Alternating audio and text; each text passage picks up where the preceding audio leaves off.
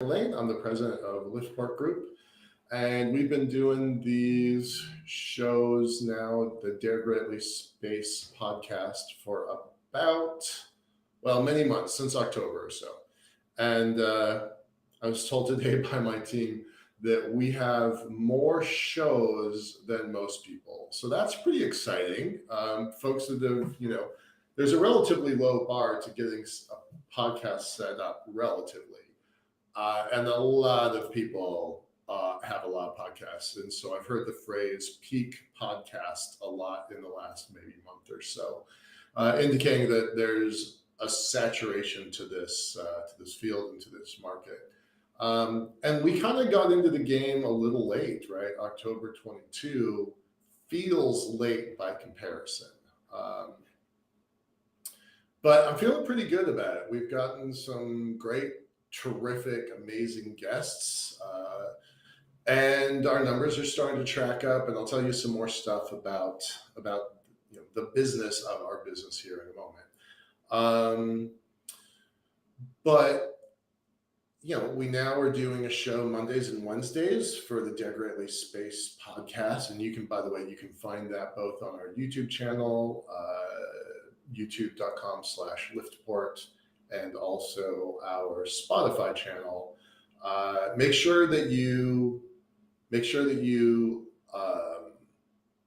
search for DareGreatly Space. There's a lot of DareGreatlys. I think there's 4 or 5 or 6 or 19 or some large number of DareGreatlys out there. So we want to make sure you find us. So use DareGreatly Space. But we've got a fair amount of shows, right?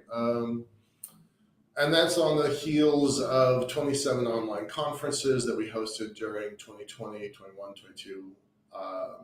We haven't hosted any online conferences in 2023. We do have one coming up in August. I'll tell you about that in a moment. But we've taken our experience from doing the online conferences and used that to build this media brand of DareGreatly and Better Futures. And that's been working out pretty well.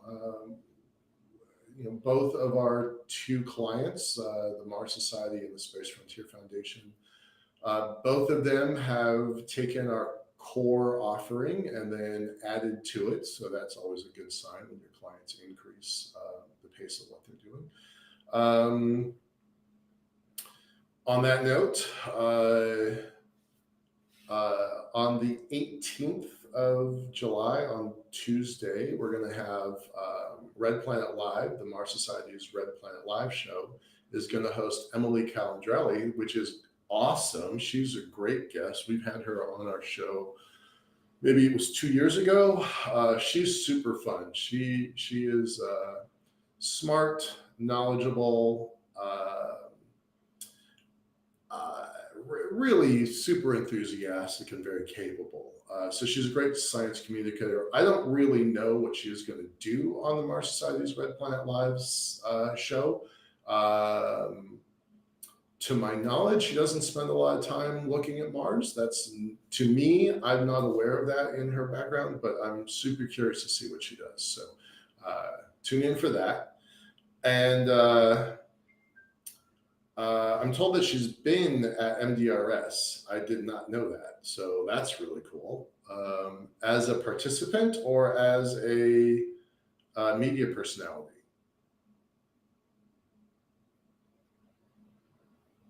Well, so as a participant, no kidding. I didn't know that. That's really cool. Well, I love the Mars Desert Research Station, and I've been out there 3 times, and two times.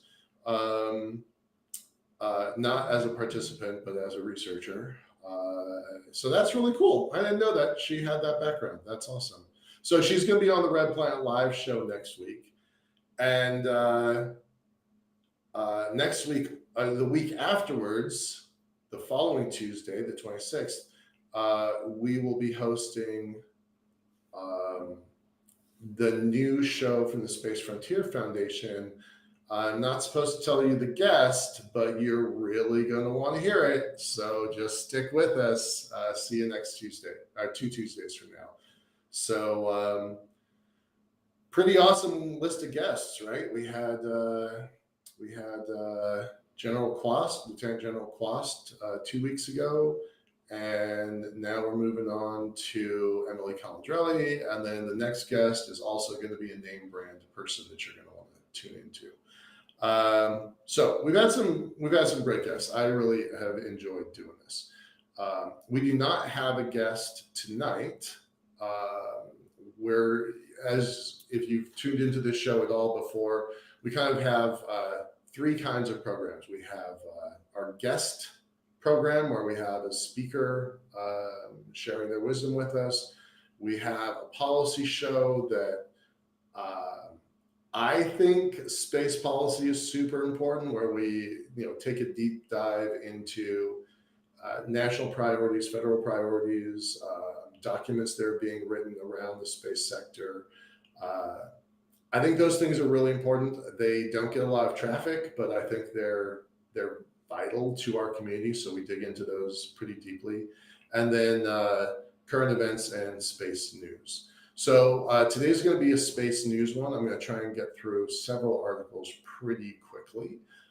We don't do space news all that often. My team would really like to see us doing more of them. So I would love to have, your feedback on some of that stuff. I think that would be really helpful to us. There was one other thing I was going to tell you before I jumped into this.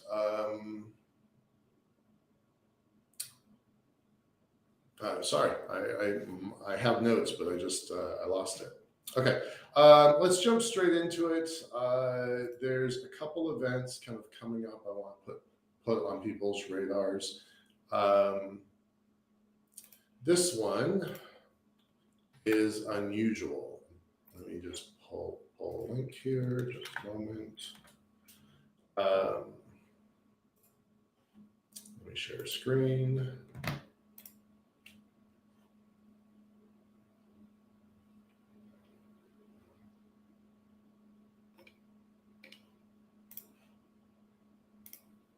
There we go. So I don't know anything about this group, this Liberty Alliance group. Whomever they are, they're partnered with U.S. Space Force. If you know the show at all, you know we spent a lot of time taking a look at Space Force. The link is here. This is pretty fascinating. Great Power Space Competition event. We've heard from Dr. Namrata Goswami and Peter Gerritsen many, many times, probably between the pair of them, probably a dozen times over the last three years. They talk about great power competition a lot. General Quast didn't in the last episode, but in other episodes he's talked about it. We've had the 4-star general that leads Space Force, General Salzman, on our show. He's also talked about great power competition. So here, an event that's going to happen in August is looking for interesting ideas about, great power competition in space.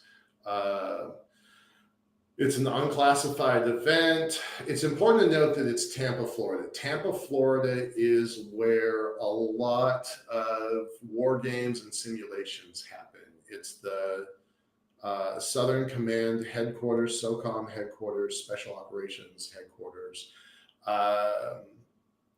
A lot of things happen in Tampa. Tampa is a surprisingly interesting place. It has nothing whatsoever to do with space and a lot to do with Department of Defense simulations and planning. So they are looking for, quote, to identify original solutions for critical space challenges in a 2030 great power competition scenario. Let's break that down a little bit.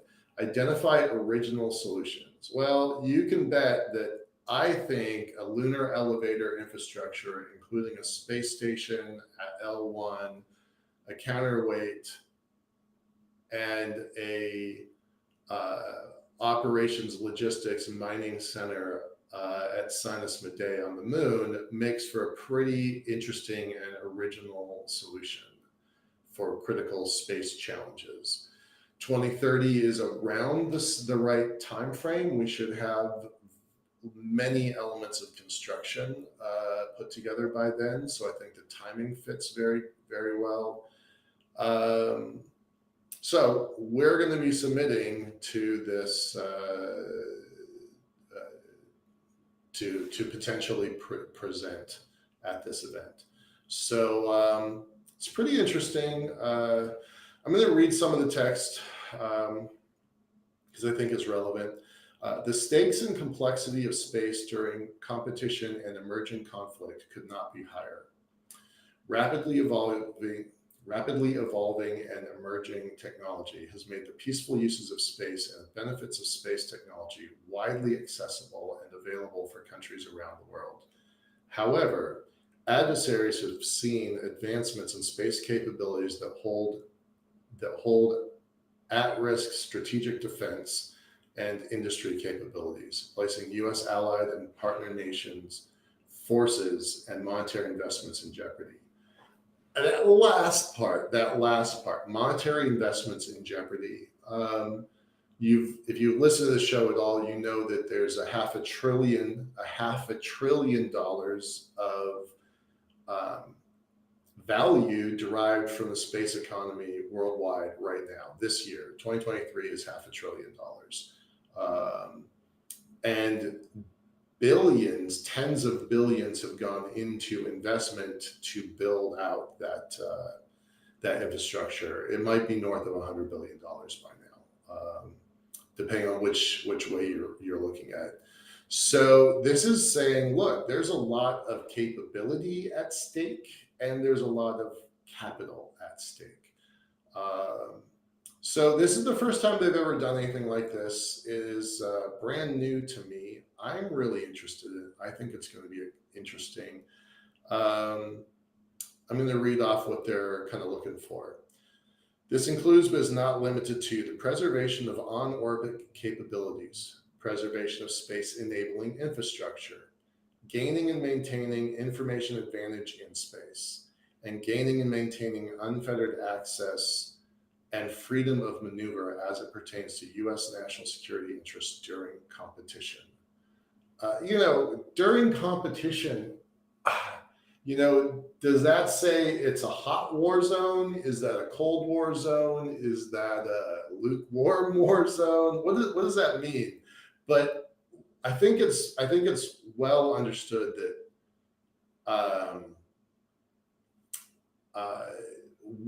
I believe, and I think that the Biden administration's documents from the December last year, where they claim that they want to be first in a couple areas, I think that we're back in a space race.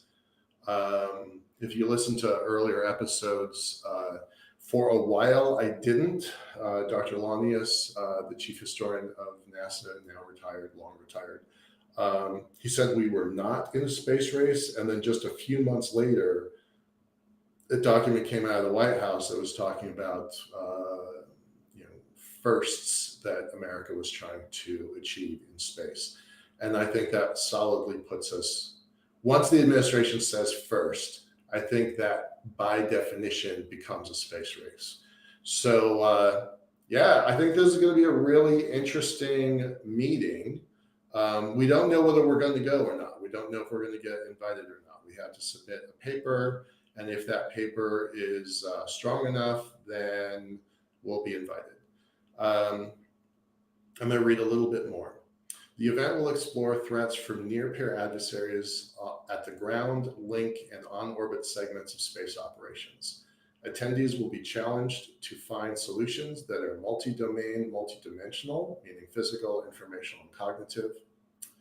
These concepts and solutions will be evaluated and included in subsequent seminars, ultimately leading through a process and phase of concepts, formal studies, hardware, software, and equipment prototyping. I think that would be super fun. I think that would be really cool to have the support and backing.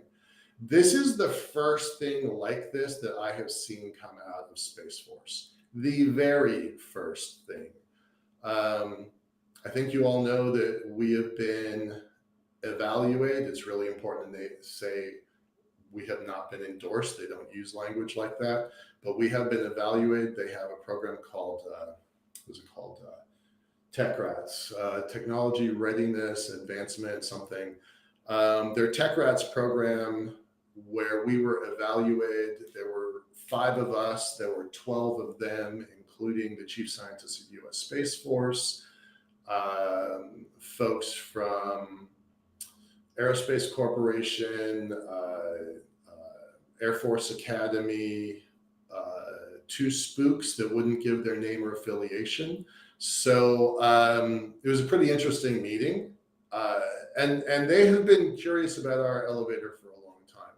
But this is the very first program that I have seen where U.S. Space Force is looking far, in my view, farther into the future and trying to evaluate what's out there and what's coming. So I think this is going to be really interesting. I'm just going to scan through all the things that they are looking for: additive manufacturing, space operations, artificial intelligence, battery design. I think batteries don't get enough attention in this field. Commercial space industry. I've always referred to this as Odin, Defense Integration Network. They're calling it DODIN, Department of Defense Integration Integrated Network. This is a pretty interesting group of folks that are being asked to submit. So there's a long problem statement. They're not looking for very much, but I think this is going to be pretty interesting. So wish us luck. I don't know if we're going to get accepted to this, but it is pretty exciting to me. Okay, next we have an event. Doug Plata is going to be a speaker on his Space Development Network. The National Space Society is running this program. I'm a big fan of the National Space Society. I've been involved and been a member for a long time. B, over the last year or so, really since October, November last year, I met Doug at a Mars Society event and really started to get to know him then. And it's been awesome because he's actually been a guest on our show and he's a regular listener to our show. So happy to promote him. I only found out about this a few moments ago. So about an hour ago, Leah sent this to me. So I really can't tell you that much about it other than it's a Zoom call. So I assume that that's pretty easily available to everybody. And here's the registration. And I'm just going to read Doug's bio because he's a pretty cool guy and I like him. Doug Plata is a physician in Redlands, California. He is the president and founder of the Space Development Network. It's the SDN that we've had on our show. He talked extensively about his enthusiasm for Starship and the base that he wants to build, InstaBase, which is part of this program that he's going to be talking about. Doug has served on multiple committees on different space advocacy organizations. He has made dozens of appearances and presentations at conferences and on the radio and on our podcast. He has recently oversaw the completion of a full-scale Moon Mars base mock-up named the InstaBase, which is to be displayed during major Starship launches. So we hope the best for him and his team. I think the Starship is going to launch here pretty soon. So pretty excited about that. His primary interest is the establishment of large, inflatable, sustainable bases as the initial permanent bases on both the Moon and Mars. Okay, so definitely take a look at that. I've posted the link. I think I posted the link. Let me do that. Oh, hey, and Doug Plata is on the show today. Hey, Doug, I didn't know you were here today. Thanks. Um, you just said yup, but I don't know what yup means. Yup in relation to what? He's sending me a chat here. Um, are we displaying the chat, Leah? It looks like we are not. That is. Oh, all right. Apparently, we are not displaying the chat the way that we think we are. Okay, I'm not sure if people can see that. I'm posting the links to the shows, or to not to the shows, to the channels. It's going out from my end, but I'm not sure if anybody else is seeing that. So if somebody could let me know, that would be helpful.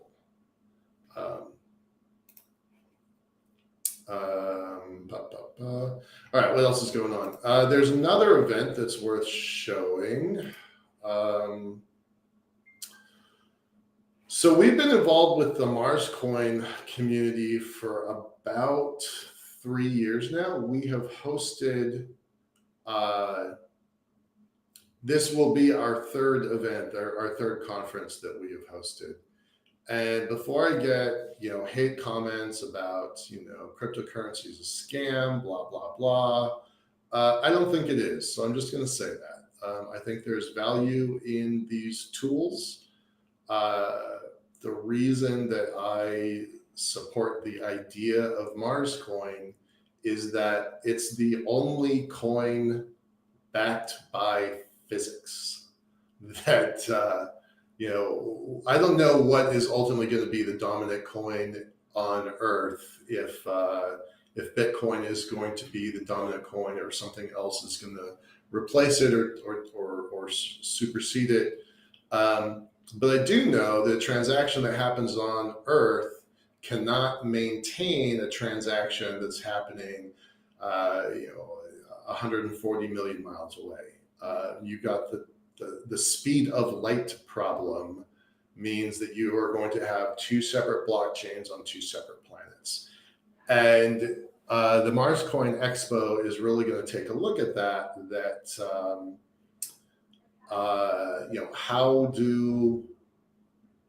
how do people operate in these distant environments? We've had some pretty interesting programming on the last two events. I expect some pretty cool stuff on this next one. I'm involved with the planning committee, so I have an idea of what we're going to cover. There are a few surprises. It's definitely going to be interesting. It is a free event, so I want to make sure that you notice that. I'm not here to hype the coin, right? It has been a basically flat, stable. I don't want to call it a stable coin because that's a different thing, but it has been stable even during the midst of the crypto winter. So I do want to point this out. I think it's going to be pretty neat. Full disclosure, I bought about $400 worth of this coin about a year and a half ago. I don't expect to get rich off of it. I think, sometimes people think that I'm a dreamer because I'm looking at space elevators. It's taken 20 years. I'm looking at space stations. It's taken 20 years. I'm looking at lunar development, Martian development, more than 20 years, maybe 40 years, maybe 140 years, maybe 1,040 years. I don't care. I'm still going to support it. Space-based solar power. I've been interested in that for 25 years. It's been around as a possible technology for more than 50 years. So in keeping with that, I'm supporting a Martian coin. I think it's a worthwhile technology, and there's good stuff there. I don't think it's any surprise that James Burke is going to be there. Leonard Lopin is the guy who is the founder of the coin. He and his team built this wallet. He has a company Byte Federal that is pretty big in the cryptocurrency space. James Burke is the executive director of the Mars Society. The Mars Society owns about 1.5 million coins, something like that. They were gifted those coins from the foundation that runs Mars Coin. So Burke, as the executive director, he has a fiduciary responsibility to maintain an asset that the Mars Society controls. So pretty important there. I'll be talking about a bunch of stuff. I have an MC role, but I have a opening statement. But some of these folks were here last year. It's worth looking at. Jock has been doing a great job helping coordinate it and promote it. We've got some great guests coming. Some of them are not on here yet on purpose. So yeah, take a look at that. I think it's going to be interesting. All right. And with that, let's shift over to the news. Give me a moment, please. Any questions on any of those three things before I move on to the news? Okay. Here's an article about the event that I just attended.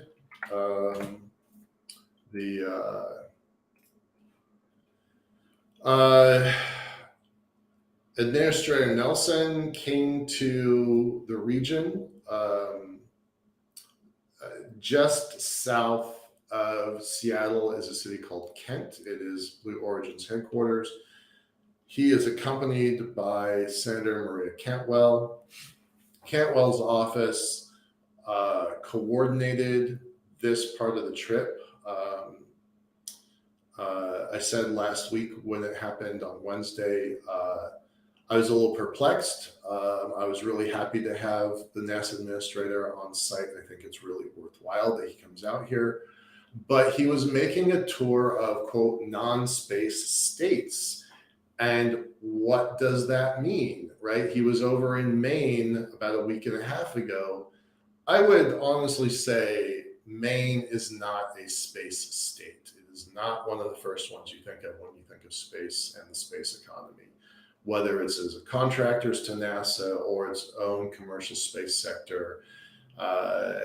It doesn't have any direct relevance to U.S. Space Force, maybe as a radar site, perhaps. But so here's Administrator Nelson. He likes using the term Senator Administrator Nelson. He is not a senator anymore, so I am pretty rigidly using the title Administrator Nelson. But he was making a tour of non-space states. So I am curious if he thinks Washington is a space state or a non-space state. We are the satellite capital building state of the world, the capital of satellite building in the whole world. I think that probably warrants that we are a space state. And Blue Origin, I would argue, is the second largest space company in the world, is also headquartered here. So yes, they do a lot of their stuff in Florida and Texas, but I don't think it's fair to call us not a space state. So this article goes into some depth about who's doing what. This article feels like it was written by Blue Origin and then handed out by the senator's office. But I like this last line. Seattle, Austin, and Denver are just a few promising emerging space hubs readying for the next space age. Startup clusters have been sprouted in places like Long Beach, Phoenix, North Virginia, New Mexico, and Florida. So this last line, time will tell if this new breed of space clusters will unseat the Space Coast or Space City. I don't know that anybody is trying to unseat them, but it was 10 years ago that the Seattle Times used a phrase that I've been using for a while called the Silicon Valley of space. And Cantwell used that in her opening remarks. So it was a pretty interesting event. I talked about it last week. I'm not going to go into a lot more detail there. We, the Better Futures team at Liftport, got a couple big wins. You'll hear about them in the coming weeks. We got several companies that have committed to being both on our show and giving us a tour, so that'll be super fun. Okay, moving on. One thing we try to do in these news segments is move fast. Give a little bit of insight. Oh, by the way, shout out to Payload. You could argue that they are a competitor, but only from the same context that Space News and Space.com are competitors. We are all trying to get knowledge of the space sector out into the world. I don't think that's competition. I like these folks. I think they're good at their jobs. I think they've got reach.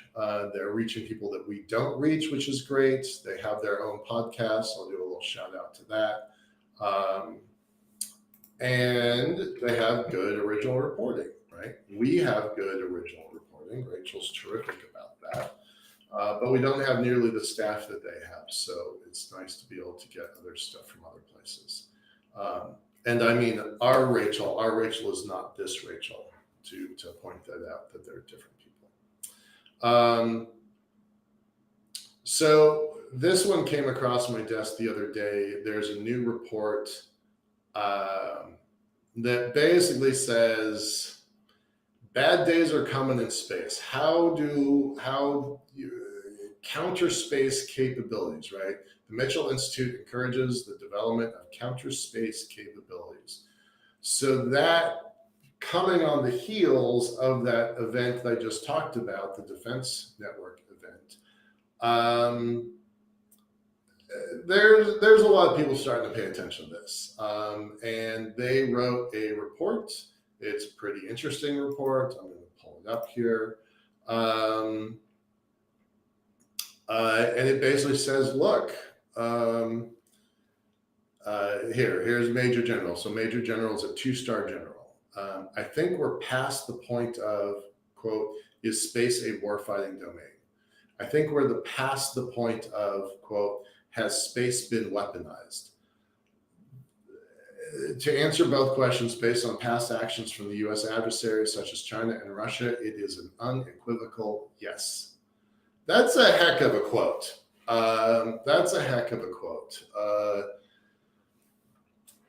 Just before Russia invaded the Ukraine, they did an anti-satellite test. Now, there's been 5. There's actually been more than that, but there's 5 that are like debris scattering big problems. And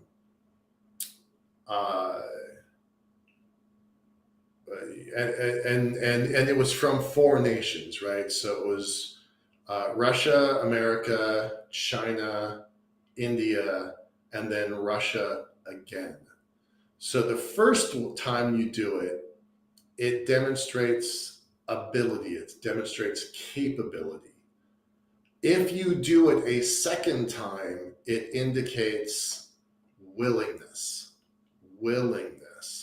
right? And I don't think it was an accident that happened just before the invasion of Ukraine, right? I think that was a very clear soft power demonstration of hard power that they're able to project. So the Mitchell Institute, whom I don't know the Mitchell Institute, but there's been talk for a while now that we got to take this stuff seriously. And now here we have a 2-star general of Space Force basically saying the answer to both questions is unequivocal yes, right?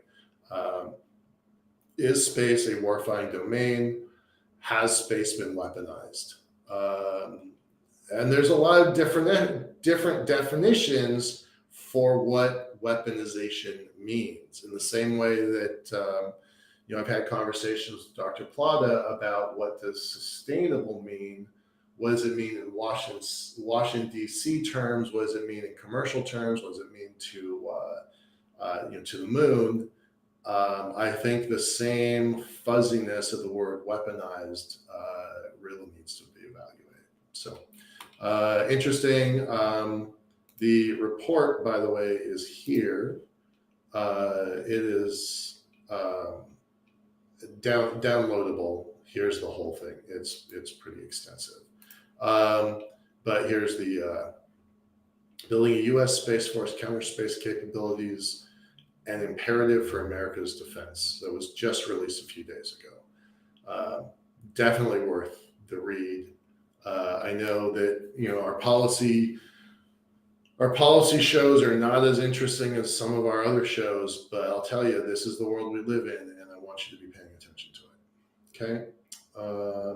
Moving on to the next thing. All right, so this next one has me kind of excited. I'm just gonna say, I've been kind of watching this for a while now, and you don't get a lot of reports on it.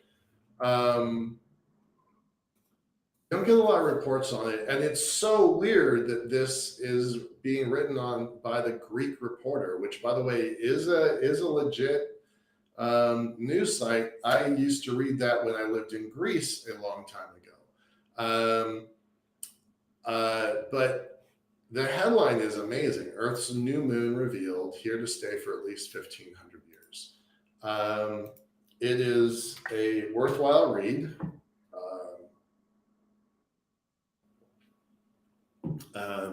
This now makes three moons of Earth. 2 are quasi, and 1 is the real thing.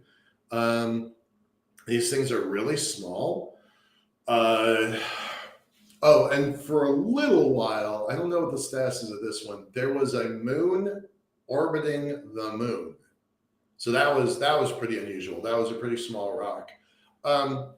It fascinates me, if you count that third one, that there are 3 pretty big objects, big is a relative term. There are 3 objects large enough to be worthy of investigation, all within the orbit of the moon. Let's simplify and call it 250,000 miles. Where everybody else is like, hey, let's go to the asteroids. Let's go check out the asteroids. Let's spend billions of dollars and get to the asteroids. When there are 3 very credible rocks really close with really minor delta V's that could be captured, that could be investigated, that could be tapped for resources way easier than the moon, and way easier than going to Mars. Way easier than going to the asteroids.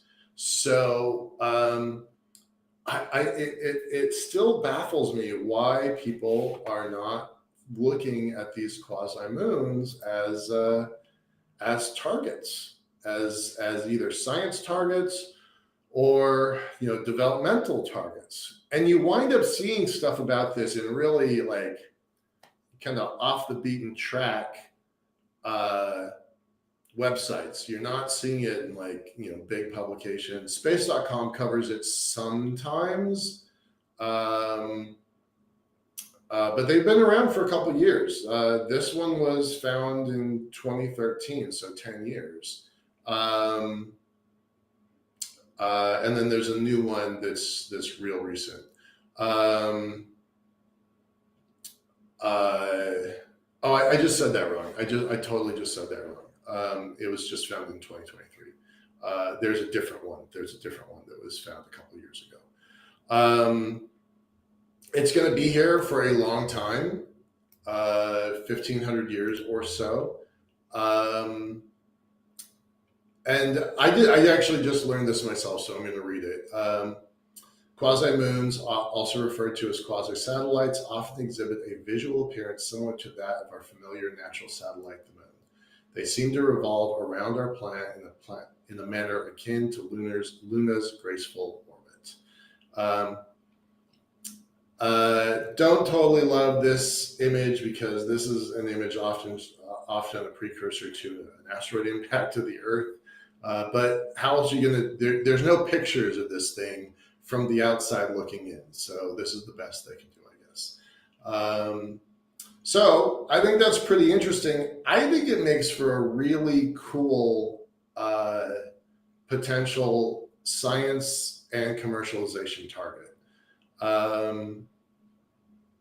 I'll tell you point blank, I'm not above going out, grabbing one of these temporary assets orbiting around the Earth in the moon's proximity and using them as part of a counterweight for our lunar space elevator. That's why I've been watching them for such a long time. I'm not above trying to work with a company to go grab them and use them for resource extraction. At the very least, let's go take a look at them from a scientific perspective, because we don't know that much about it.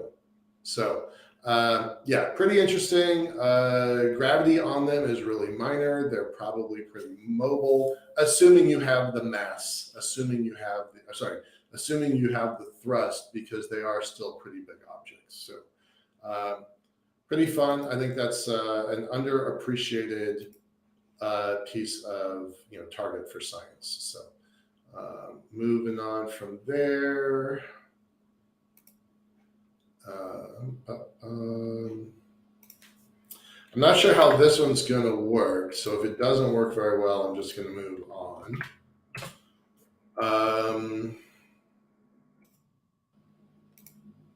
Oops.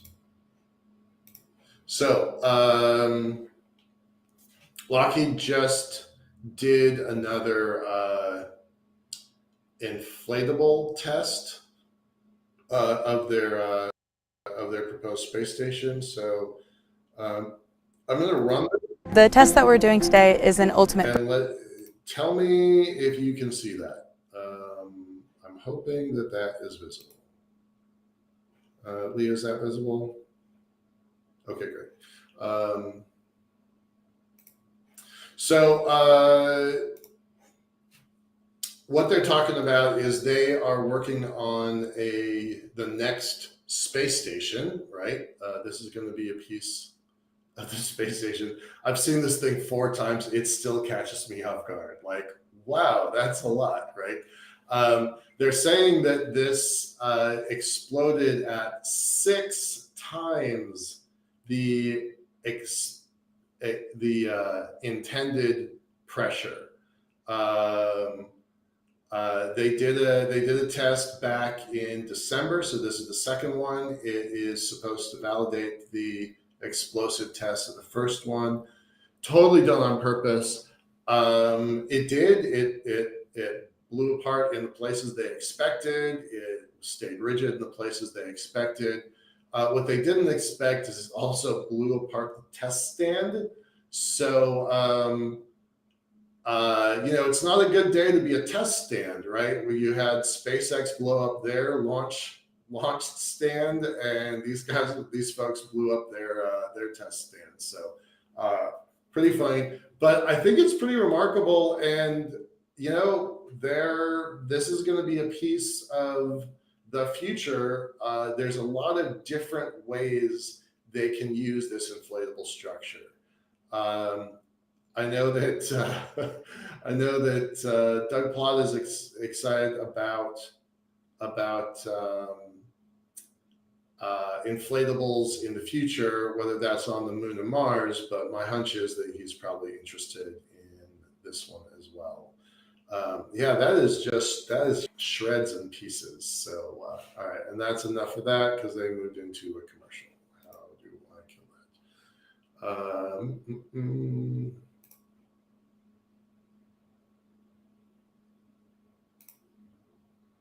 Just a moment.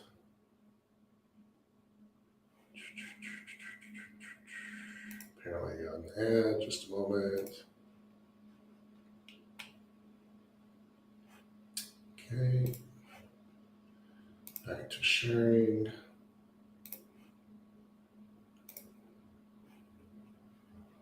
Okay, this one's a little bit of the, what were they thinking kind of conversation. At first, I pretty much ignored this. This has been kind of happening for the last 18 months, 15 months, something like that. An extrasolar object may have crash landed on Earth. That I think should have been the headline. But this professor, working with private groups, think they found something. I think this reporter has taken this way out of context when they talk about alien technology.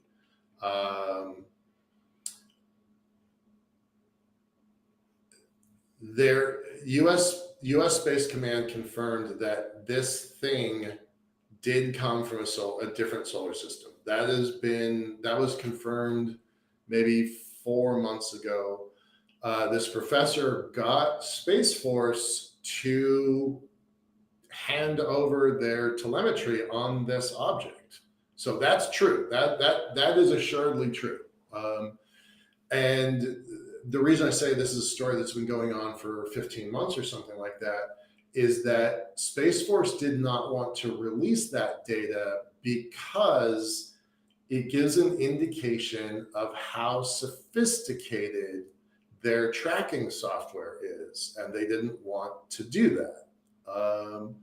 Over time, senior command relented. That's a story all by itself. And ultimately, they did confirm that this is a thing, whatever this thing is, it's a thing that came from outside our solar system because of the speed, direction, trajectory, tracking, etc. They have confidence of that. I think it's a big leap to say it's fragments of alien technology. Nobody has authoritatively confirmed anything like that. So this is clickbait. I just want to really reiterate that it's clickbait. But U.S. Space Force confirmed that with near certainty, 99.999, that the material came from another solar system. The government gave Loeb a 10-kilometer radius in which it may have landed. It may have landed near Papua New Guinea in 2014. So this has been a long-standing thing that was, I would say, dubious would be how it was received in the beginning. So Loeb and his team, and he had a private team, go out and look. Their calculations allowed them to chart the potential path of the meteor. These calculations happened to carve a path right through the same projected 10-kilometer range that came from the U.S. government. Loeb and his crew took a boat to the area. The ship took numerous passes along the meteor's projected path. Researchers combed the ocean floor by attaching a sled full of magnets. So that's been going on for a while. They found spherules. They're almost perfect spheres or metallic marbles. They have colors of gold, blue, brown, and some of them resemble a miniature of Earth. You know what? I want to see that with my own eyes. I just think that's. I feel like that's a little strange. They got the analysis of them. They found 50 of them, mostly iron. It has material strength that is tougher than all space rock that we've seen before and cataloged by NASA. So that's why he's like, okay, this is something different. Calculated its speed outside the solar system, 60 kilometers per second. So I would say this is curious. I would say that I am curious about this.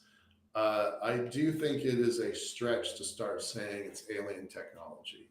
I don't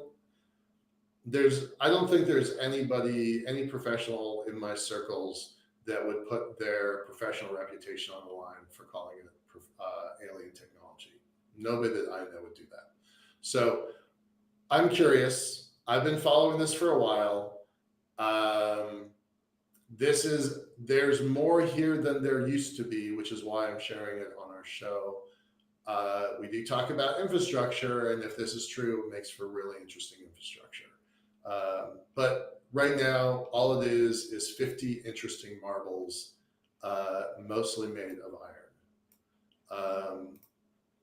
And there's a decided lack of photos of this. So until I see something, preferably with my own eyes, I'm going to remain curious and somewhat skeptical. But the piece that it came from outside our solar system, that is the first known object like that to land. So even ignoring the clickbait elements of this, it is still a significant find. That they used Space Force technology plus their own tracking software to figure out, and then they found something curious, something interesting. And if you drag a boat with a sled full of magnets along the bottom, you're probably going to pick something up that's interesting because you're using magnets. You're going to pick up something that's 84% iron. So it's worth paying attention to, but I think it's a stretch I think it's clickbait to say SpaceX. I'm sorry. I think it's a stretch to say alien technology. That just feels like clickbait. Last thing probably to talk about, two elements from SpaceX. Their new booster, well, not their new, Jesus, their old and many times reused booster, pretty cool, 16 times. You know, they were, this is great, right? Each Falcon could fly twice as many times as originally intended.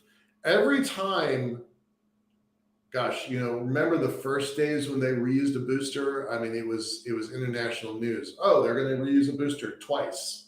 I mean, that was huge. That was a game-changing technology. That was a big piece of news.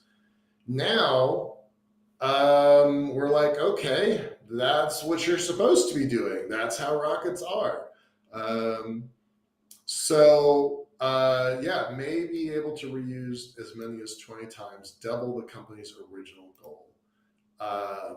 Remarkable. That they could reuse it twice is amazing. 20 times is astounding. So hats off to the folks at SpaceX again.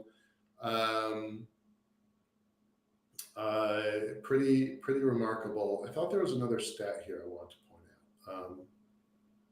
Yeah, here it is. The company's global internet network now has 4,400 satellites. I want to remind people that when I joined and started working in the space sector in 2001, there were 400 satellites. Starlink alone by themselves have 11 times the total global population of satellites when I started. That's remarkable. Also, it's saying that Starlink has 1.5 million subscribers. Also pretty remarkable. So nice job, folks at SpaceX. Good job, keep it up. We like seeing that. It is good for the world that you folks are good at your job. And then the next one is also a SpaceX story. Show that one. Hold on.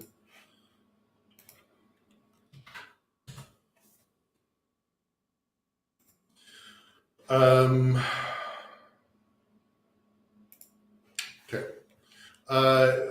Look, if you've got 4,400 satellites in the sky, you're going to have to move.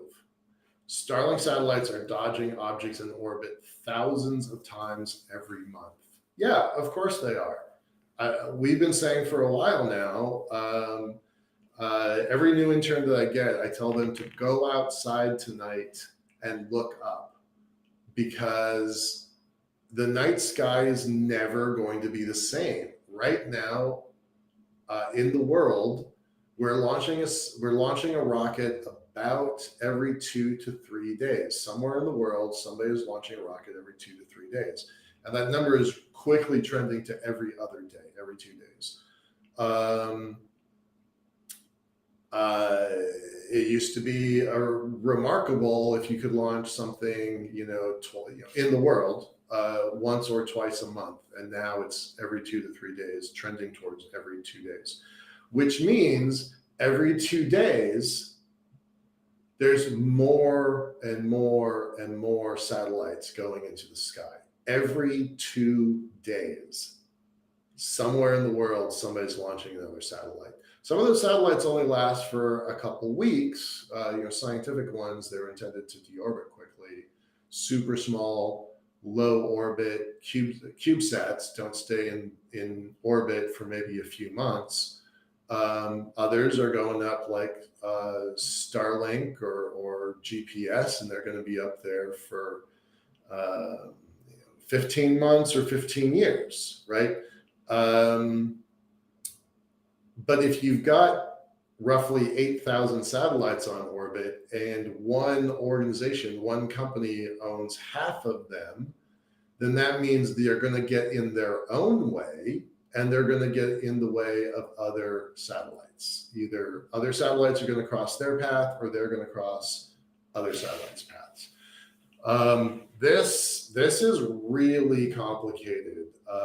This is very congested, is a phrase that Space Force uses a lot, congested.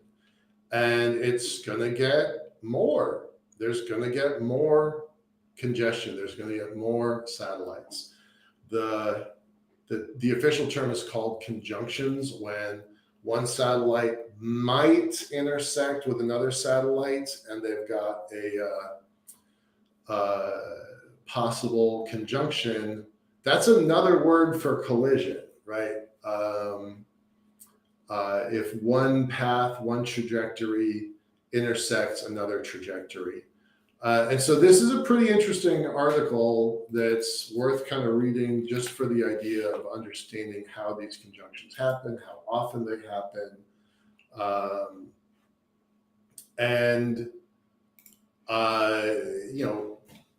It's no surprise that that SpaceX has to maneuver. Now, to tie this back into an earlier conversation that we had, of the 25,000 maneuvers, over 1,300 of those were to avoid debris generated by Russia's November 21 anti-satellite weapon demonstration test. While only 9% of the debris from that test is still in orbit, it posed the largest overall risk to Starlink satellites. So, yep. By the way, I will point out that America and a bunch of other companies have signed on to it. We have pledged to no longer do anti-satellite weapon demonstration tests. So I will modify that. We aren't going to do any more destructive anti-satellite tests. I feel very confident in saying that we're probably still going to be doing like electronic jamming of some kind, but we're not going to knock satellites out of the sky anymore. And several nations have actually backed that, so I'm happy about that. But yeah, 25,000 maneuvers, 1,300 of them were from this specific anti-satellite test. So pretty interesting stuff. There's a study here that they're describing. It's worth taking a look at. The authors are in close contact with SpaceX. The company has already introduced changes to the next generation of Starlink satellites to help mitigate the impact of these emissions. So pretty cool stuff, definitely worth reading. We talk a lot about SpaceX and we talk a lot about Space Force. And if you start reading the news, it's because they're doing a lot of stuff. They're out there. Finally, in my whole life, I've lived in 9 states and 6 countries. I have never seen the Northern Lights. The Northern Lights are actually going to be available for most of northern U.S. and Canada most of this next week. So,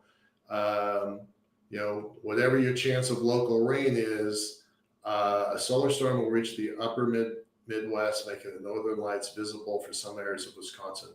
This is a Wisconsin newspaper, but they're also going to be visible from Seattle to Portland, Maine. So the farther north, the better chances of seeing it. So I'm going to go take a look. I'm skeptical. Our weather in Washington State hardly ever makes that possible. So we'll see, but I'll let you know next week if it works. And with that, I'm going to go ahead and close down. Hope everybody has a great evening, and I'll see you on Wednesday. Wednesday could go one of 2 ways. We've got a guest we think is going to be online for us, but there's some scheduling conflicts. If not, it's going to be another news and or policy show. Okay, great. Have a good night, y'all. Bye-bye. Thanks for joining us. Appreciate it.